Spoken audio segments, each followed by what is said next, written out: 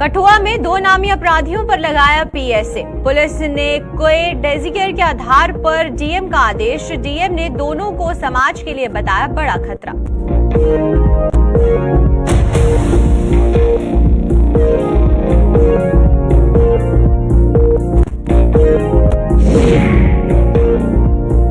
मौसम ने किरकिरा किया सिंथन स्नो फेस्टिवल का मजा। भारी बर्फबारी के कारण सिंथन स्नो फेस्टिवल हुआ रद्द। प्रशासन ने लिया फैसला, जिला मुख्यालय से कटा सिंथन।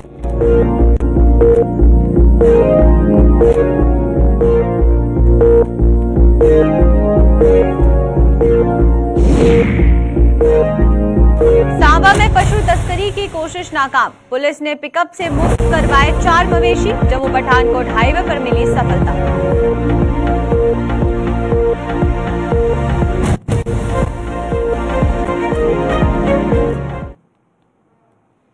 नमस्कार, जम्मू कश्मीर की खास खबरें देख रहे हैं आप सब और मैं हूं आपके साथ पल्लवी जम्वाल। तो चलिए शुरुआत करते हैं आज के जम्मू कश्मीर के खास बुलेटिन की। और सबसे पहले हम कठुआ की बात करेंगे। कठुआ में जिला मजिस्ट्रेट ने 2 नामी अपराधियों पर पब्लिक सेफ्टी एक्ट यानी कि पीएसए लगाकर उन्हें जेल भेजने का आदेश जारी कर दिया है। इनमें से एक अपराधी हीरानगर जबकि दूसरा राजबाग थाने में बंद है। और पुलिस ने हाल ही में इन दोनों के खिलाफ डोजियर तैयार कर डिस्ट्रिक्ट मजिस्ट्रेट को भेजा था, जिसका उन्होंने संज्ञान लेकर इन दोनों अपराधियों को समाज के लिए खतरा करार देते हुए इनके खिलाफ पीएसए लगा दिया है। क्या रिकॉर्ड है इन दोनों अपराधियों का और इन्हें किस जेल में भेजा जाएगा, इस पर पूरी जानकारी के लिए कुछ ही देर में हमारे साथ हमारे संवाददाता रंजीव मेहता यहां पर जुड़ेंगे। लेकिन आपको ये बता दें कि 2 अपराधी ऐसे हैं जहां पर आप 2 तस्वीरें देख रहे हैं अपने टीवी स्क्रीन पर। एक हीरानगर पुलिस स्टेशन की है और एक राजबाग पुलिस स्टेशन की है। और ये दोनों अपराधी इन दोनों पुलिस स्टेशन में अभी जो है वो इन्हें कैद किया गया है। लेकिन वहीं पर अब आगे की कार्यवाही को किस तरीके से अंजाम दिया जाएगा और अपराध क्या है इन दोनों अपराधियों का, ये जानना भी जरूरी है, जिसके बाद से इन्हें इन पर पीएसए लगा दिया गया है। तो चलिए आइए तमाम जानकारी के लिए हमारे साथ रंजीव मेहता यहाँ पर जुड़ चुके हैं। तो रंजीव से जानते हैं। रंजीव, आपसे पहला सवाल मेरा ये रहेगा, इन 2 अपराधियों की बात करते हैं तो इन 2 अपराधियों के बारे में आप जानकारी हमारे दर्शकों को दें कि इन पर पीएसए लगाया गया और ये भी कहा गया कि समाज के लिए जो है ये खतरा है और इन्हें अब आगे किस जेल में शिफ्ट किया जाएगा। लेकिन वहीं पर पहले अपराधियों की बात करते हैं रंजीव। तो अपराधियों का क्या कुछ अपराध है जिसके बाद से पीएसए लगा है? मैं पल्लवी आपको बताऊं कि ये जो दोनों जो आपराधिक प्रवृत्ति के जो दोनों अपराधी हैं, जिनको लेकर पुलिस ने जो पिछले 1-2 दिन से कार्रवाई करके इनको गिरफ्तार किया, क्योंकि जो नरेश कुमार है उर्फ चीपो, ये निवासी ये हीरानगर के इलाका है जो दयालाचक के पास गांव पड़ता है दिल्ली, वहां का निवासी है। 2007 से ये आपराधिक गतिविधियों में शामिल हुआ था और इस पर एक हत्या का मामला और उसके बाद हत्या करने का प्रयास, लूटपाट और लोगों से हथियार, आर्म्स एक्ट के मामले और उगाही के मामले और अन्य जो लड़ाइयों के और लोगों को मारपीट के मामले जो है वो दर्ज है। कुल 8 मामले जो इस पर आपराधिक मामले दर्ज थे। एक हत्या के मामले में भी अभी जो अंडर ट्रायल है, जो मामला चल रहा है, उसके जमानत पर ये छूट कर आया था। पिछले 10 साल पहले ये उसमें इन्वॉल्व हुआ था और काफी समय से यहाँ पे आपराधिक गतिविधियों को अंजाम दे रहा था। और जिला पुलिस की तरफ से इसकी गतिविधियों पर नजर रखने के बाद इसको रात को गिरफ्तार कर लिया गया और उसके बाद कल इसका एक डोजियर बनाकर शाम को डीसी कठुआ के पास भेजा, जो जिला मजिस्ट्रेट हैं उनसे उन्होंने इनके ऊपर पीएसए पब्लिक सेफ्टी एक्ट के तहत इनको जेल में भेजने का प्रबंध किया है।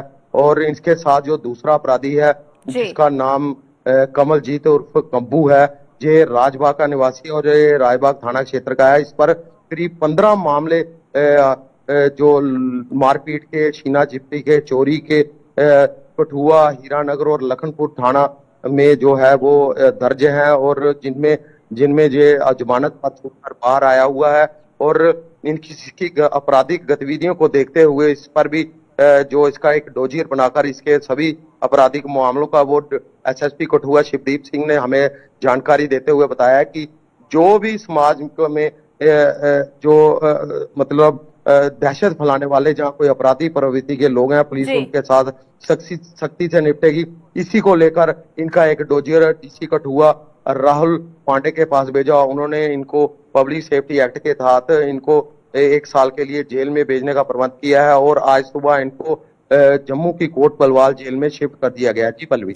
बिल्कुल, आपसे ये भी जानना चाहेंगे रंजीव कि जिस तरीके से हमें देखने को मिल रहा है कि 2 अपराधी ऐसे जिनका पूरा डोजियर बनाया गया और आगे से जो है वो दिया गया, जिसके बाद से पीएसए लगाकर अब उन्हें कोट भलवाल जो है शिफ्ट किया गया है, तो क्या इस तरीके के और भी अपराधी हैं जिन पर कि आने वाले कुछ दिनों में हमें देखने को मिल सकता है कि बड़ी कार्यवाही हो सकती है? हाँ बिल्कुल। पुलिस से जब एसएसपी कठुआ शिवदीप से मेरी बात हुई तो मैंने उनसे इस बारे में बात की कि कुछ और लोग के नाम भी हैं जो इस तरह की गतिविधियों में शामिल है, आने वाले दिनों में उन पर भी कार्रवाई हो सकती है। उनका साफ तौर पर कहना था कि जो लोग ड्रग्स के मामलों में शामिल हैं, जिनके ऊपर 3 से 4 मामले बन चुके हैं, जहां फिर जो लोग पशु तस्करी जहां अन्य मामलों में है वो भी उनको पुलिस के रडार पर हैं। आने वाले दिनों पर उनका डोजियर भी जो है वो बनाकर जिला मजिस्ट्रेट को सौंपा जाएगा और वही फैसला करेंगे कि इन पर पीएसए लगना या नहीं लगना है। इस तरह की कार्रवाई के लिए पुलिस ने अभी कमर कस ली है। कठुआ को अपराध मुक्त बनाने के लिए एसएसपी कठुआ ने अब सभी थाना प्रभारियों को और नए जो चौकी प्रभारी जो अभी शिफ्ट किए हैं उनको निर्देश दिए हैं कि यह अपराध पर अंकुश लगाया जाए। कोई भी अपराधी प्रवृत्ति का बंदा कोई है, उनके इलाके में कोई व्यक्ति है, तो उसकी पुलिस की जानकारी पूरी होनी चाहिए और उसको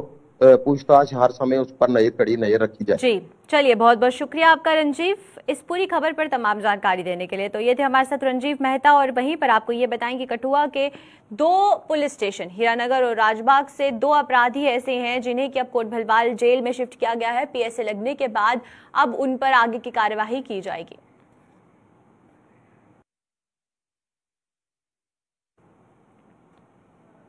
तो चलिए अब सिंथन स्नो फेस्टिवल की बात करते हैं। मौसम के बिगड़े मिजाज के कारण किश्तवाड़ जिले में कल यानी रविवार को होने वाला सिंथन स्नो फेस्टिवल रद्द कर दिया गया है।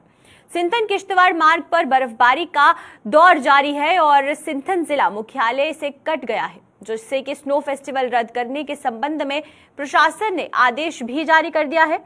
इस खबर पर तमाम जानकारी के लिए हमारे साथ किश्तवाड़ से हमारे संवाददाता यहां पर कुछ ही देर में जुड़ेंगे स्टूडियो में और उनसे जानेंगे कि आखिरकार सिंथन स्नो फेस्टिवल को जब रद्द किया गया तो उसके बाद से क्या उसे कोई एक तारीख है जो दी गई है कि जिसमें कि ये स्नो फेस्टिवल करवाया जाएगा। तो चलिए आइए तमाम जानकारी के लिए अजय शाह हमारे साथ यहाँ पर स्टूडियो में ज्वाइन कर चुके हैं, तो अजय से जानते हैं। अजय, आपसे पहला सवाल मेरा ये रहेगा कि जिस तरीके से सिंथन स्नो फेस्टिवल को लेकर तैयारियां हमें एडमिनिस्ट्रेशन द्वारा देखने को मिल रही थी, डिस्ट्रिक्ट एडमिनिस्ट्रेशन ने काफी उत्साह के साथ जो तैयारियां थी वो की थी, लेकिन वहीं पर मौसम बिगड़ने की वजह से इस फेस्टिवल को रद्द कर दिया गया है। तो पहले तो आपसे ये जानना चाहेंगे कि क्या इसको लेकर कोई आगे पोस्टपोन किया हुआ डेट कोई सामने आया है कि अगर रविवार को ये फेस्टिवल नहीं होगा तो फेस्टिवल के लिए कोई नई तारीख निकाली गई है? पल्लवी, देखिए लगातार पिछले 3 दिनों से यहाँ पर मौसम खराब चल रहा है। ऊपरी इलाकों में बर्फबारी हो रही है। जो सिंथन टॉप है वहां पर भी ताजा हिमपात हुआ है। जो लोकेशन थी जहां पर ये फेस्टिवल होने वाला था वहां पर अभी भी जब हम ये खबर फ्लैश कर रहे हैं तो वहां बर्फबारी हो रही है। तो जिसके चलते लोगों की सिक्योरिटी और सेफ्टी को देखते हुए ये निर्णय लिया गया है कि ये जो प्रोग्राम था, जो फेस्टिवल था स्नो फेस्टिवल 19 तारीख को कल होना था, उसको फिलहाल पोस्टपोन कर दिया गया। लेकिन जिस प्रकार से अनसर्टेनिटी बनी हुई है मौसम को देखते हुए तो अभी कोई डेट फिक्स नहीं की गई है। लेकिन ये बताया जा रहा है ऑफिसर्स की तरफ से, जिला प्रशासन की तरफ से, कि जैसे ही स्थितियां साफ होती हैं वो सारे अरेंजमेंट्स उनके इन प्लेस हैं। और ये जो पहला अपनी नौबियत का पहला इस तरह का फंक्शन होने वाला था इस दूरदराज इलाके में, तो उसको जरूर ऑर्गेनाइज किया जाएगा। तो लोगों में काफी उत्साह था, प्रशासन भी काफी उत्साहित थी, लेकिन कहीं ना कहीं अभी लोगों के जो चेहरे हैं उतरे हुए नजर आ रहे हैं। बिल्कुल, आपसे यही सवाल मेरा अजय रहेगा कि जिस तरीके से आप बता रहे हैं कि ये जो सिंथन स्नो फेस्टिवल है ये अपनी तरह का एक पहला फेस्टिवल है जो कि किश्तवाड़ डिस्ट्रिक्ट में होने जा रहा था, तो अगर फेस्टिवल कल होता तो क्या कुछ देखने को मिल सकता था हमें, और किस तरीके की तैयारियां पहले से ही एडमिनिस्ट्रेशन ने इस फेस्टिवल को लेकर की हुई थी? जी पल्लवी, देखिए इसमें स्थानीय प्रशासन के साथ साथ tourism department, Kishtwar development authority, youth services and sports, Indian army, ये कई ऐसी ऑर्गेनाइजेशन थी जो मिलजुल कर उस पर कर रही थी। जहाँ कल्चरल प्रोग्राम होना था, लोकल लैंग्वेजेस को प्रमोट करने के लिए वहां पर सांस्कृतिक कार्यक्रम होने थे।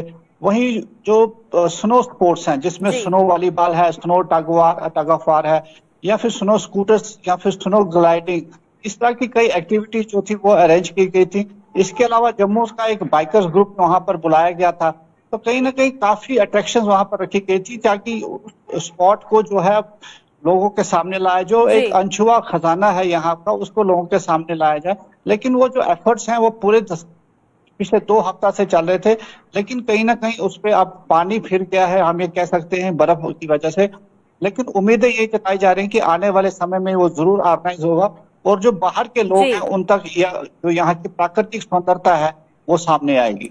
बिल्कुल। एक सवाल आपसे यहाँ पर अजय मेरा सिंथन टॉप को लेकर रहेगा। सिंथन टॉप जो है वो एक टूरिस्ट डेस्टिनेशन है और लोग जो हैं जम्मू कश्मीर के साथ साथ बाकी जगहों से भी आते हैं, लेकिन इस बीच सिंथन टॉप को लेकर टूरिज्म में किस तरीके से काम किया जा रहा है?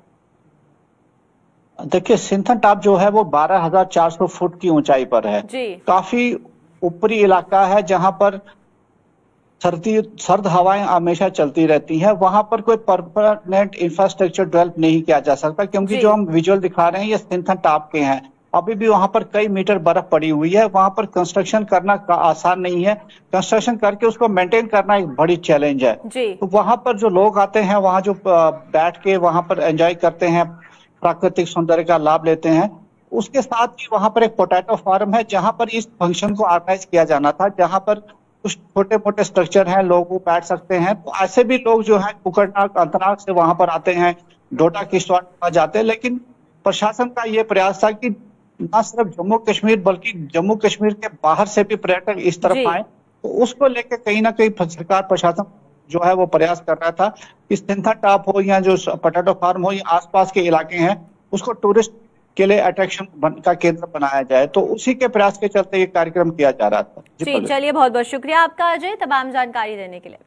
तो ये थे हमारे साथ अजय शान। और वहीं पर जिस तरीके से सिंथन स्नो फेस्टिवल को लेकर जहां उत्साह डिस्ट्रिक्ट एडमिनिस्ट्रेशन के साथ साथ किश्तवाड़ में रहने वाले लोगों के लिए था, क्योंकि सिंथन टॉप को टूरिस्ट डेस्टिनेशन बनाना एक बहुत ही ज्यादा प्रायोरिटी बेसिस पर इस पर काम किया जा रहा था। लेकिन हाल फिलहाल मौसम की बात करें तो मौसम के बिगड़े मिजाज की वजह से अब इस फेस्टिवल को रद्द कर दिया गया है। अब अगली तारीख क्या मिलती है इस फेस्टिवल को लेकर वो देखना होगा।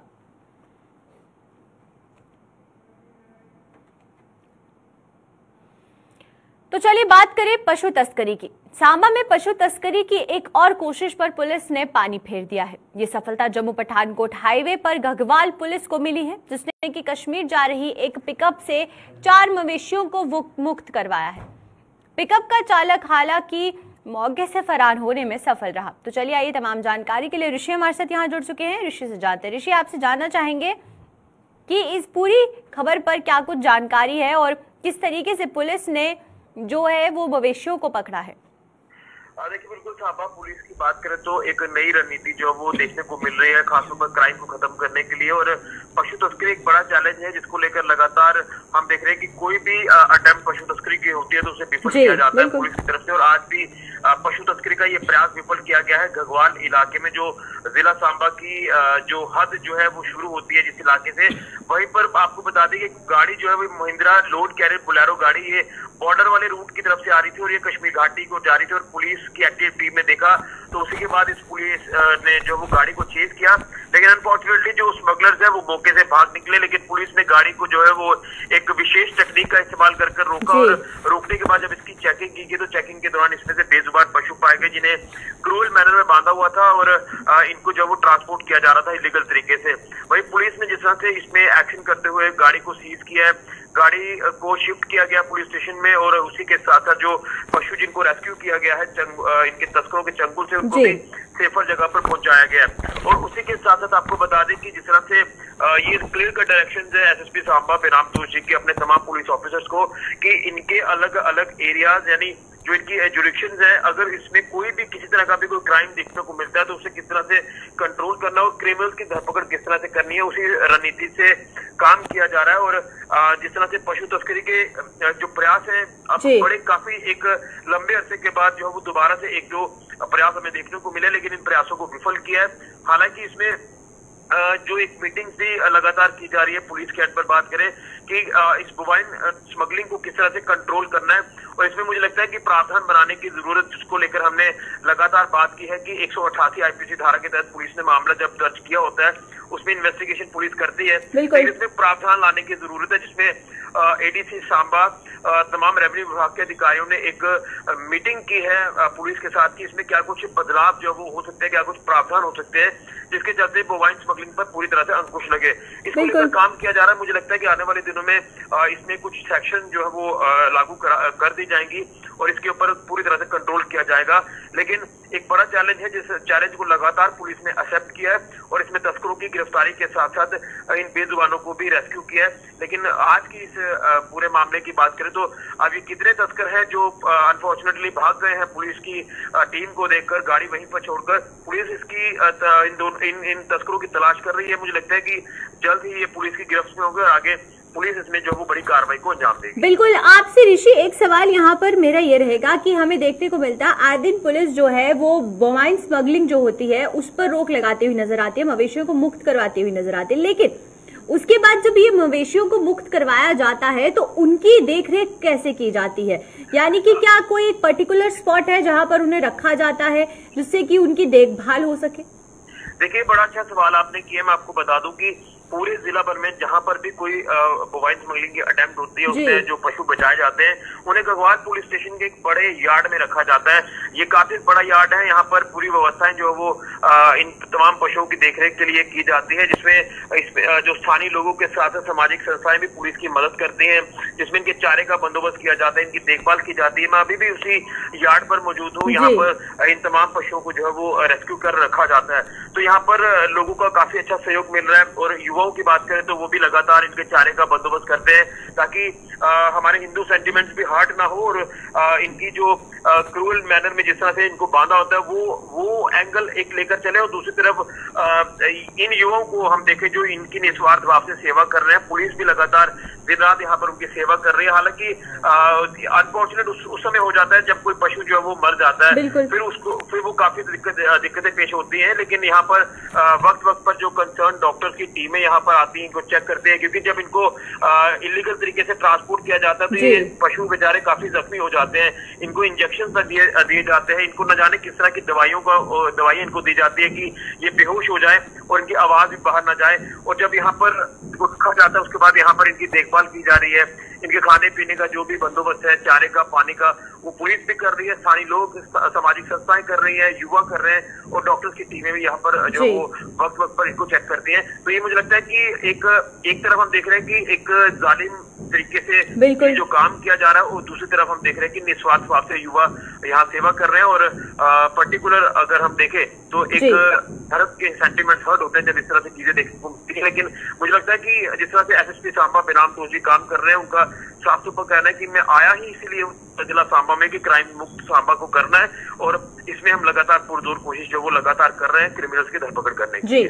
चलिए, बहुत बहुत शुक्रिया आपका ऋषि। इस पूरी खबर पर आपने बहुत ही बखूबी जो है पूरी जानकारी दी हमारे दर्शकों को। और जिस तरीके से आप देख सकते हैं कि ट्रक जो ये गाड़ी है जो कि पकड़ी गई है और इसका नंबर बाहरी राज्य का है।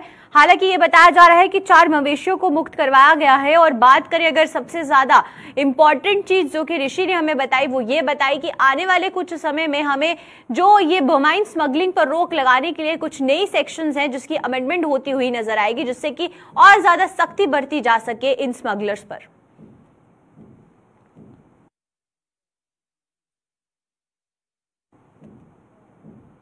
काम छोड़ हड़ताल पर गए जल शक्ति विभाग के डेलीवेजरों को फिर से बातचीत का न्योता मिला है।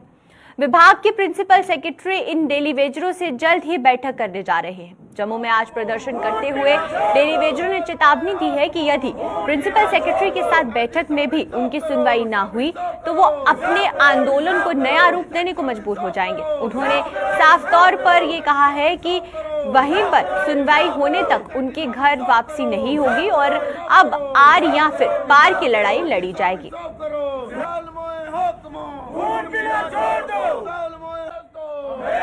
अगर हमारे हक में कुछ हुआ तो हम ये प्रोटेस्ट प्रोग्राम चलाते रहेंगे। अगर हमारे हक में नहीं हुआ तो एक नया प्रोग्राम दिया जाएगा। वो जम्मू कश्मीर की हिस्ट्री में फैसला कौन होगा और हिस्टोरिकल होगा।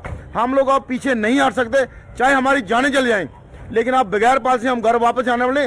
जितना मुलाजिम है, चाहे पीएचई का 30,000 है या 60,000 बाकी मुलाजिम, ये सब अब एक सिर पे कफन बांध के घर से निकल चुके हैं। पॉलिसी नहीं तो घर वापसी नहीं, अभी नहीं तो कभी नहीं, क्योंकि बगैर पॉलिसी हमारा शोषण पिछले 25 साल का हम लोग जिंदा लाशें की तरह चल रहे हैं।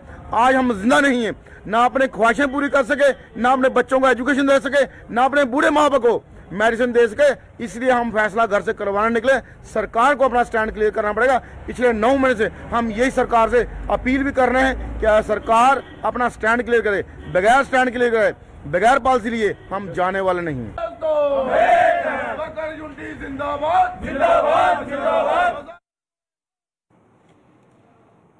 समाज के हर वर्ग के लिए वरदान साबित हो रही आयुष्मान भारत योजना का मरीज पूरा लाभ उठा रहे हैं। जम्मू कश्मीर में ये योजना दिसंबर 2018 को लॉन्च की गई थी। और बात करें अगर जीएमसी अस्पताल की, तो जम्मू के आंकड़ों की, तो 14 मार्च से इस अस्पताल में अब तक 38,025 मरीजों का योजना के तहत पंजीकरण किया गया है। और यानी इतने मरीज आयुष्मान भारत योजना का लाभ उठाकर यहां अपना इलाज करवा चुके हैं। आपको बता दें कि जीएमसी अस्पताल में इस योजना के तहत पहले मरीज का पंजीकरण दिसंबर 2018 में ही हुआ था और उसके बाद से लेकर आज तक ये आंकड़ा बढ़ता ही जा रहा है। एक क्या कहते हैं, जिसको कहते हैं एक मुहिम चलाई गई कि हर इंसान को ये इसकी फैसिलिटी मिलनी चाहिए। तो 3/12/18 से ये लॉन्च हुआ है जम्मू एंड कश्मीर में। जैसे मैंने बताया तब ये गोल्डन कार्ड होता था, पीएमजे गोल्डन कार्ड। उसके बाद 30/11/2019 तक ये वो वाली स्कीम पे ही चला है, गोल्डन कार्ड पे, जो कि एक स्पेशल कैटेगरी को बेनिफिट मिला एज पर सेंसिस 2011। उसमें 1727 लोगों को जीएमसी हॉस्पिटल में, गवर्नमेंट मेडिकल कॉलेज के हॉस्पिटल में बेनिफिट मिला। ये एक हेल्थ इंश्योरेंस स्कीम है जिसके तहत हर बीमारी जो एक हेल्थ बेनिफिशियरी पैकेट बनता है, जिसका आज 6वां प्लान लॉन्च हुआ है। हेल्थ बेनिफिशियरी प्लान का 6th प्लान लॉन्च हो चुका है। उसका पहला जो आया था उसमें जो बेनिफिट मिला था under golden card, national level पे था वो, उसमें 1727 लोगों ने बेनिफिट लिया। मैं आपको सिर्फ आंकड़ों की तरीके से ही बता सकता हूं कि इस चीज का बिसाइड्स कि 20 और 22 तक हमारे को एक पेंडेमिक का भी हमने फेस किया। उस दौरान पे लॉकडाउन भी रहे। मैं आपको अगर पूरा पढ़ के बताऊं तो 1/12/2019 से लेके 25/12/2020 तक 1321 लोगों ने इस स्कीम का बेनिफिट उठाया। उसके बाद 26/12/2020 से लेके 14/3/2022 तक ये, क्योंकि इस दौरान पे बीच में कोविड और नॉर्मल हॉस्पिटल भी चला, तो हमारी जो पेशेंट नंबर थी वो बढ़ गई।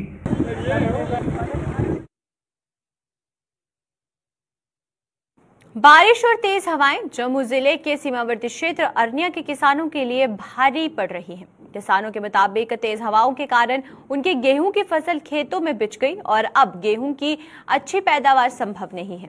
पीड़ित किसानों ने प्रशासन से उनकी बर्बाद हुई फसल का जायजा लेकर उनके नुकसान की भरपाई करने की मांग की है। किसानों का आरोप है कि उन्हें जुलाई महीने के बाद प्रधानमंत्री किसान निधि योजना के तहत मिलने वाली किश्त भी नहीं मिली है। उन्होंने सरकार से इस योजना के तहत मिलने वाली किश्त भी उनके बैंक खातों में डालने की मांग की है।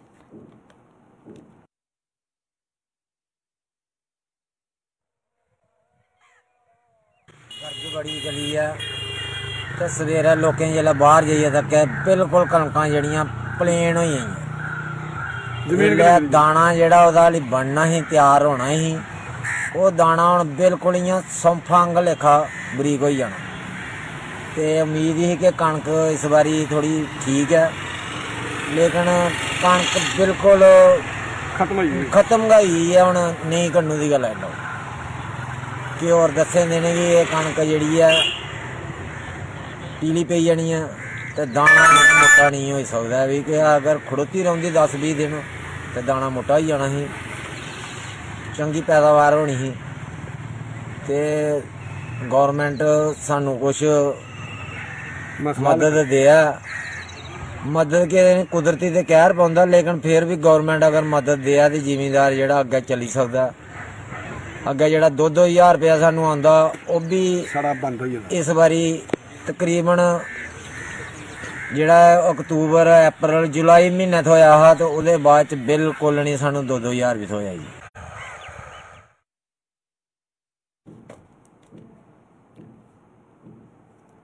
तो चलिए अब तक की जम्मू कश्मीर की खास बुलेटिन में फिलहाल इतना ही। मुझे दीजिए इजाजत। नमस्कार।